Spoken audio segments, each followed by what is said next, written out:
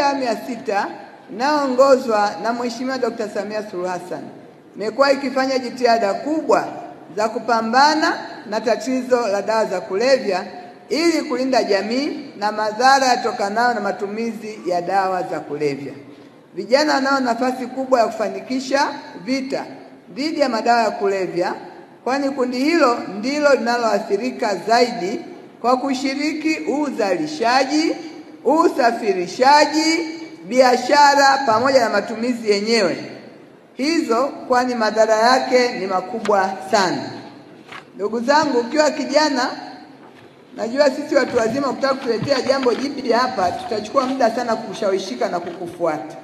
Lakini ukiwa kijana una utayari wa kujaribu kila jambo ili athari yake uione kwa kuigusa. Lakini sisi wazee hapa, mmeshasikia neno linasema sumu haijaribiwi kwa kuonja. Mmesikia hilo neno eh? Lakini hiyo kauli mbiu inatukusaga sana wazee. Vijana hata waogopi, hivi nionje hivi kweli ninakufa au wanadanganya? Kwa hiyo kumshawishi mtu mzima kwenye dawa ya kulevya si jambo rahisi, lakini kijana, hivi ni kweli inaharibu au haiharibu? Lakini tunakuambia usijaribu kwa kujaribu jambo ambalo umeshaambiwa sio sawa.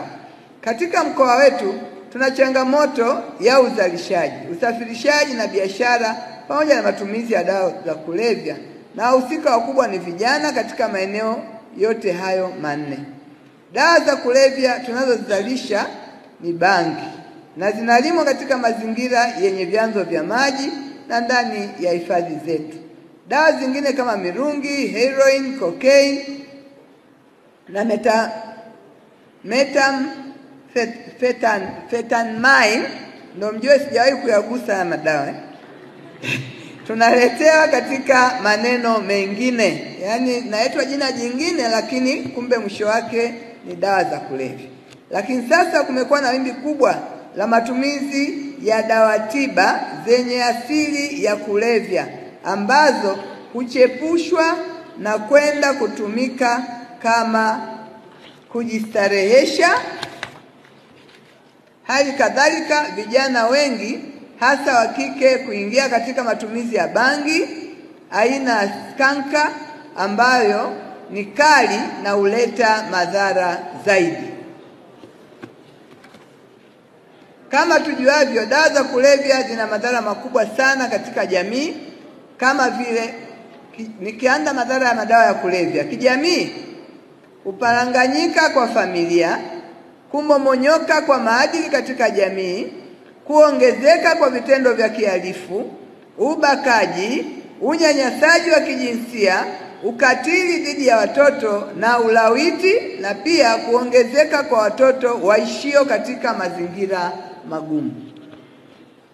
Mzazi akiwa ni mtumiaji wa madawa ya kulevya akajaliwa na kupata watoto, akiwa na 10,000 hajapata madawa ya kulevya siku 3, atataka 10,000 akanunue dawa za kulevya kuliko kumnunulia mtoto wake chakula. Naweza kuona hiyo athari ni kubwa kiasi gani. Lakini pia kiafya, kupata maambukizi ya magonjwa yanayoambukiza kwa njia ya damu, kifua kikuu, kupata saratani ya koo na tumbo, kuwa na hatari ya kuamsha kupata magonjwa ya akili, vifo, magonjwa ya ngozi, meno na kinywa, kuzaa watoto kabla ya wakati, walio na uzito mdogo, udumavu na warahibu, kukosekana kwa dawa kwa sababu ya kuchepushwa. Ndugu zangu, wote tunafahamu, huenda tumeshakuwa na ndugu zetu, rafiki zetu ambao kwa namna moja au nyingine waliingia kwenye kutumia madawa ya kulevya. Wenzetu pale warahibu watatueleza vizuri sana, kwa sababu wao wameshaingia huko, lakini wamekuwa tayari kutoka katika hilo kundi. Watakuwa na maelezo mazuri, naamini watakuwa na nafasi ya kueleza hapa, ili vijana hawa waweze kujua tunaposema athari hizi. Ukiwaona kwa macho kama ni ndugu yako unajisikia vibaya, lakini hatua anayokuwa amefika ni lazima umshughulikie, kwa sababu bila kumshughulikia inaweza ikapelekea kifo chake.